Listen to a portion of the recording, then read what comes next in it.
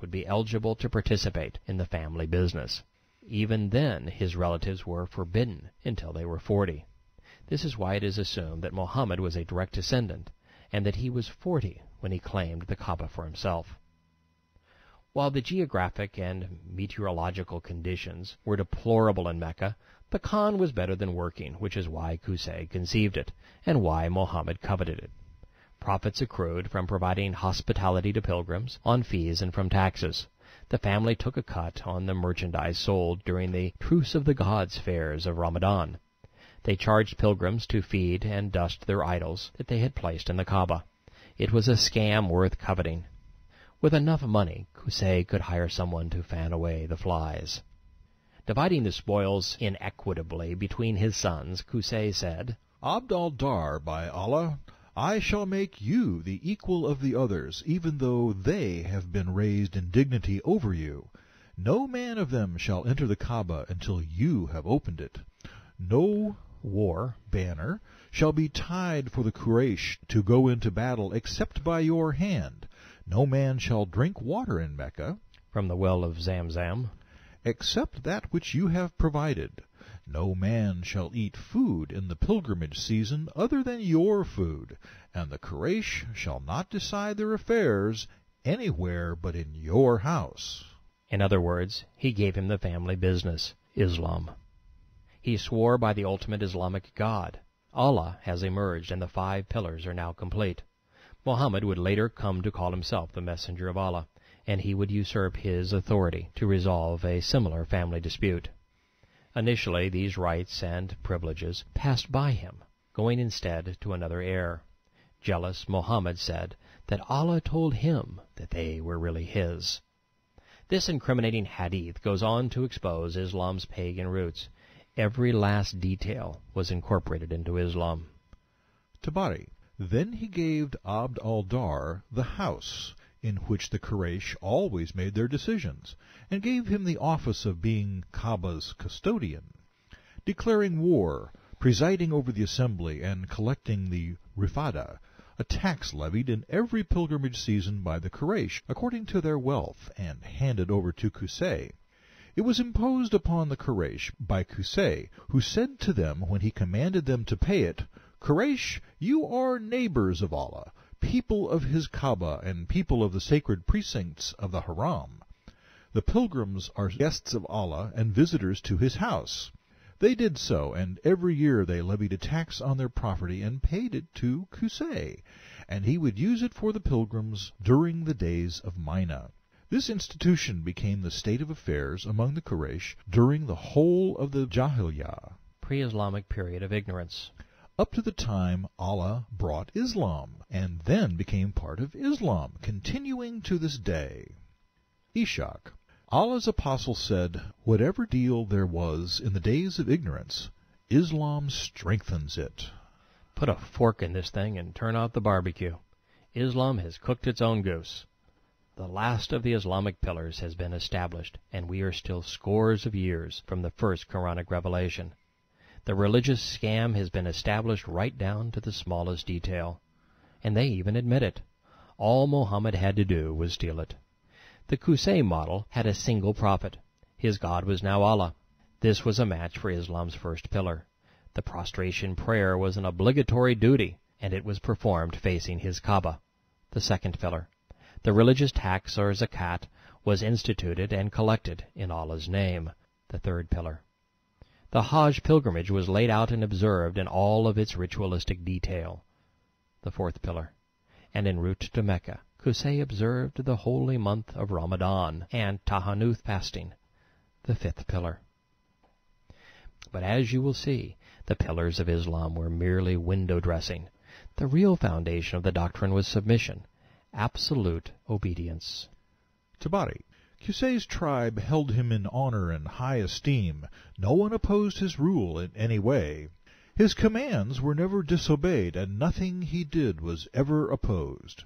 Qusayy was never contradicted, nor was any measure of his overthrown. Religion was a veil. Tabari. His authority among the Quraysh during his lifetime and after his death was like a religion which the people followed. They always acted in accordance with it. That said, the means to submission was the sword. It established Islam. Muhammad would use Qusayy's war banners to initiate scores of terrorist raids. The resulting booty financed his religion and inspired his initial adherents. And as with Qusayy, the real motive was money. But theirs was not an honest endeavor. Their wealth was not created from the sweat of their brow. It was booty, looted from others. In fact, Muhammad's first rendition of Islam's pillars included a share of stolen booty.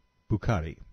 Apostle, order us to do some religious deeds, that we may enter paradise. The Prophet asked them, Do you know what it means to believe in Allah alone? They replied, Allah and His Apostle know better. The Prophet said, It means, 1. To testify that none has the right to be worshipped but Allah, and Muhammad is Allah's Apostle. 2. To perform prayers perfectly. 3. To pay the zakat obligatory tax. 4. To observe the Ramadan fast. 5. To pay 1/5 of the booty taken in Allah's cause. Following Qusayy's lead, submission to Allah or Islam was defined as acknowledging Muhammad as the sole authority, bowing down, paying a tax, observing a pagan practice, and sharing the booty collected from terrorist raids. Under the tutelage of Islam's patriarch, Mecca made a transition from ignoble and ignominious pagan sandpit to a religious scam extraordinaire.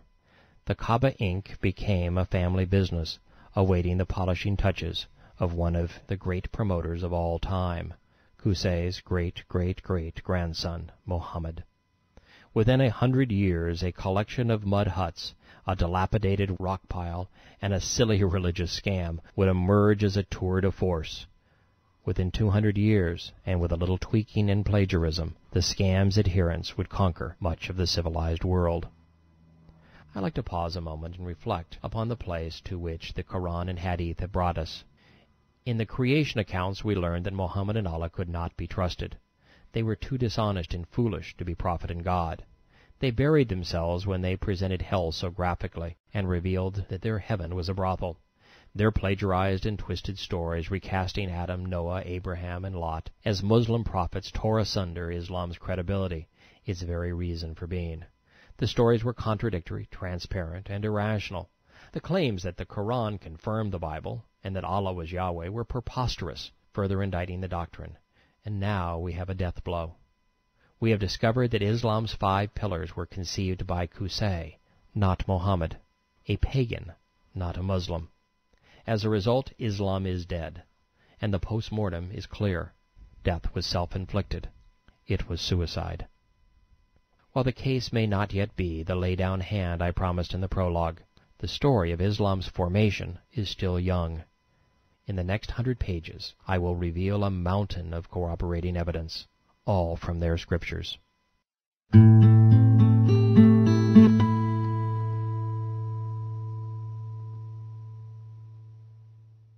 As is the case with all humankind, Qusayy's wealth didn't buy him a reprieve from family squabbles or the Grim Reaper.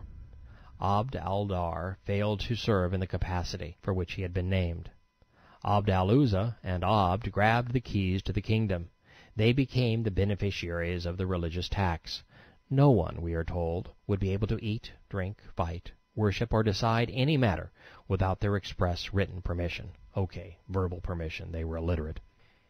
Each of Qusayy's sons considered himself more worthy than the others. Civil strife broke out between the Scented Ones and the Confederates. In a move that would have made Neville Chamberlain proud, peace was achieved by cutting the baby in half. Watering pilgrims and collecting taxes were controlled by Abd Manaf's clan. Kaaba access and waging war went to the family Abd al-Dar. This continued to be the state of affairs in Mecca until an orphan boy with royal heritage coveted it all. The most interesting historical artifact from 6th century Arabia leads us directly to that orphan. It was the year of the elephant, which according to Muslim scholars was 570 A.D. It is emblazoned in the annals of Islamic history. Not correctly, mind you. It was actually 552, according to archaeologists. The momentous event began with considerable fanfare. Ishaq, Rabi'ah of Yemen, saw a terrifying vision. So he summoned every soothsayer, sorcerer, omen-monger, and astrologer in his kingdom. These occult types said his dream predicted a satanic